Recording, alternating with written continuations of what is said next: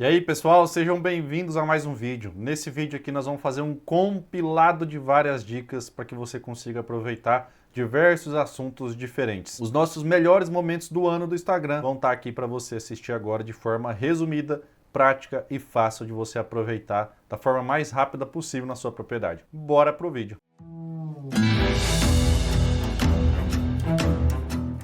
Arrendamento de 50 hectares, 25 mil por ano, 60 novilhos, recria de 12 meses. Qual a lucratividade? Olha, o lucro da pecuária ele depende basicamente de 4 fatores. Taxa de lotação, ou seja, quantas cabeças você tem, ganho médio diário, quanto você está gastando por cabeça mês e quanto você vai vender aquela arroba. Se você está falando que você vai ter 60 cabeças em 50 hectares, acredito que isso aí já esteja travado e fixado no contrato. Então você não vai conseguir mexer na taxa de lotação. Sobra os outros 3 fatores para que você consiga trabalhar e ser mais eficiente. GMD, por exemplo, ganho médio diário. Como a sua lotação está travada, você tem que fazer com que seu animal ganhe o máximo de peso possível, desde que isso traga viabilidade, para que você consiga aumentar a produtividade nas mesmas 60 novilhas, sem pensar em aumentar o número de cabeças. Aí a gente entra no outro fator, desembolso cabeça-mês. Quanto maior o GMD que você quer colocar, geralmente mais você vai gastar com suplementação. Então tem que ver até onde isso é viável. E o último fator, preço médio de venda por arroba. Não adianta nada você ser eficiente dentro da porteira, aqui no pasto, aqui na suplementação, e na hora de você vender, você pegar um preço muito ruim que nem pagou o custo da sua arroba produzida. Vou deixar uma continha aqui na legenda simulando um cenário como esse. Não quer dizer que é a realidade, mas é só para te dar uma ideia dos números. Esse capim aqui solta de 200 a 400 mil sementes por pé por ano e ele pode simplesmente acabar com o seu pasto. Dá uma olhada nisso aqui. Esse aqui é o famoso capim capeta, capim barba de bode, capim PT. Olha o tanto de semente que ele solta em cada caixinho desse.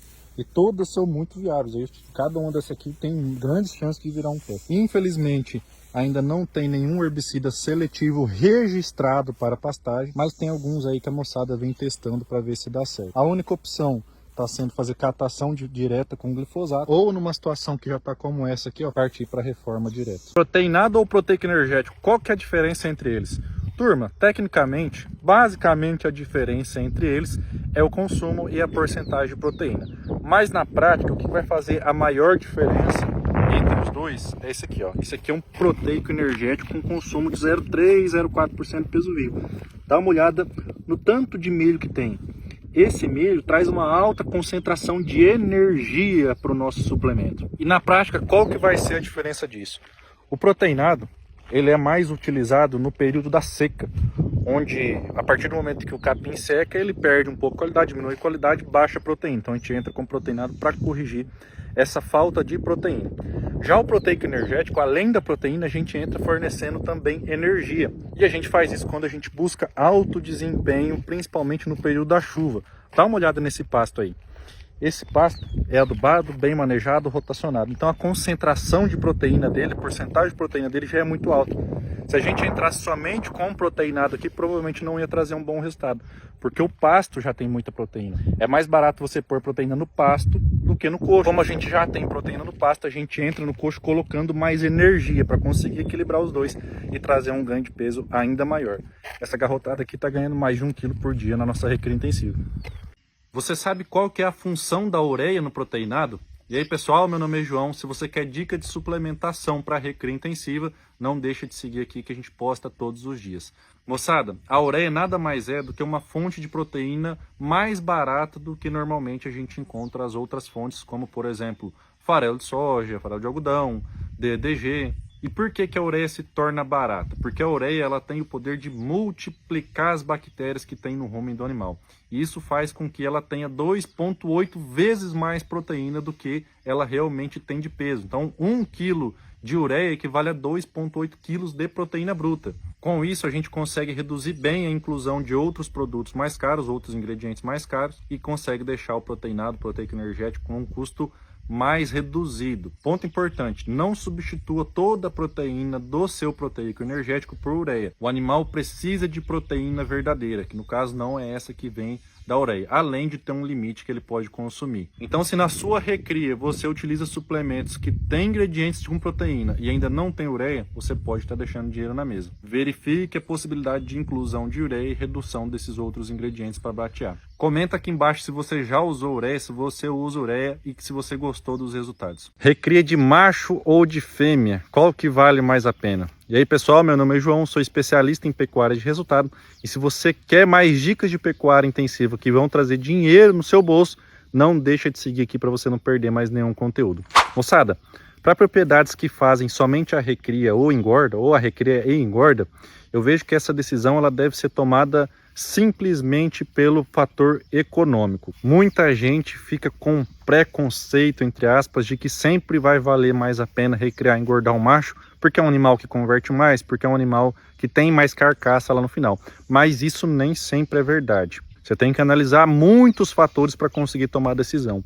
E um dos principais dele vai ser preço de compra. Nós estamos em um momento do ciclo pecuário onde a gente está encontrando em grande parte do Brasil bezerras, fêmeas de reposição com deságio, ou seja, você está comprando, você está pagando o preço da arroba dela hoje mais barato do que você vai vender ela. Isso se chama deságio. E isso traz uma competitividade muito grande para quem está fazendo recria e engorda de fêmeas nesse momento. Então coloca na ponta do lápis aí as suas duas operações simulando a compra de macho e compra de fêmea para ver qual que vai te trazer maior retorno. Além disso, eu vejo que a fêmea tem algumas outras vantagens para algumas propriedades específicas. Por exemplo, a fêmea ela tem um giro mais rápido, ela tem um peso de saída mais leve do sistema.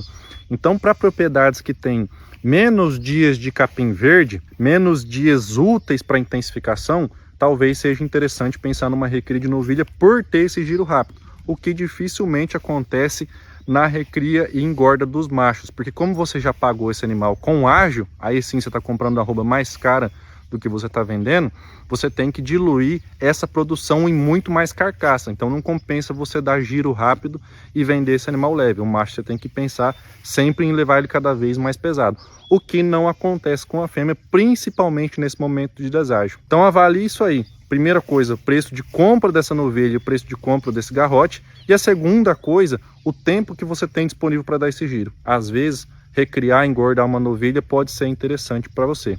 Me conta aí nos comentários, você tem a preferência de algum? Você prefere recriar e engordar fêmea ou você prefere recriar e engordar macho? Vamos bater um papo aí. O último pastejado e o próximo a ser pastejado. Esse aqui está quase passando do ponto de entrada e esse aqui a gente acabou judiando um pouquinho, erramos o manejo aqui, baixou mais do que precisava, né? Esse aqui é o Miyagi, altura de saída de 40 centímetros, está com mais ou menos 20, 25 ali. Então a gente baixou demais. Nesse começo de chuva, foi uma estratégia que a gente teve aqui para reduzir a altura de resíduo, né? Como esse capim tinha passado na última safra, a gente acabou optando por fazer um pastejo um pouco mais intensivo para reduzir realmente essa altura de resíduo. Só que acabou passando do ponto, né? Não era para ter pastejado tanto assim. Mas agora já buscar acertar no próximo aqui. Esse pasto já vai receber adubação de cobertura, adubação fosfatada, nitrogenada, potássica também. E já tende aí a recuperar bem essa área de folha e a gente voltar para alta lotação nele aqui.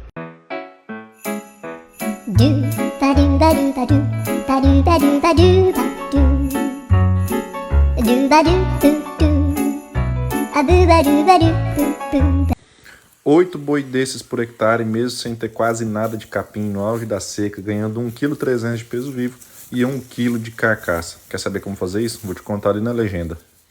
Por que dividir mais as áreas? O capim é o principal alimento. Ele sempre vai ser o alimento mais barato desde que a gente faça da maneira correta. Só que existe um grande problema na grande maioria das fazendas de pecuária de cortes, que é não conseguir colher todo o capim que é produzido. Para vocês terem uma ideia, aproximadamente apenas de 30 a 40% do capim que é produzido é colhido nas fazendas de pecuária extensiva. E o animal, o bovino, ele tem preferência para pastejar em alguns locais. Então ele sempre vai pastejar, por exemplo, mais perto da água, mais perto do coxo, ele vai evitar ir mais longe. O que acontece? Ele colhe demais o capim que está ali próximo da água do coxo e colhe de menos, ou seja, ele deixa passar o capim que está para o fundo. Quando a gente entra com um rotacionado, que no caso é esse monte de piquetinho que eu fiz aqui, ó, só para vocês terem uma ideia, aqui nesse pasto 6, ó, os animais tomavam água aqui embaixo. Então, você acha que mesmo que o animal vai sair aqui de baixo, onde estou passando o mouse agora, para vir aqui em cima pastejar? Provavelmente não, né? Então, esse fundo aqui ele era passado, o capim passava da altura, isso não é bom, muita gente acha que isso é vantagem, mas não é. Então é isso que acontece em fazendas que têm os pastos mal divididos, a água mal posicionada, enfim. E é exatamente por isso que a gente faz esse monte de piquete. Por quê? Porque daí a gente está tirando a opção de escolha do animal. O que vai acontecer? Aumenta a competição e ele sai comendo tudo. Então aumenta a eficiência de colheita. Aqueles 30%, 40% do capim que era colhido, agora a gente colhe 80%, 90% daquele capim. Parte ainda perde, isso é normal. Aí, pessoal, essa é a fazenda. Ela está hoje nessa situação, né, de divisões e tudo. Então ela tem 108 hectares de pasto, mais possibilidade de 33 hectares no inverno. Nem sempre vai ser utilizado, mas tem possibilidade. Então essa é a fazenda no diagnóstico raio-x e essa será a fazenda aqui no projeto de potencial. Dá uma olhadinha aqui na legenda, ó.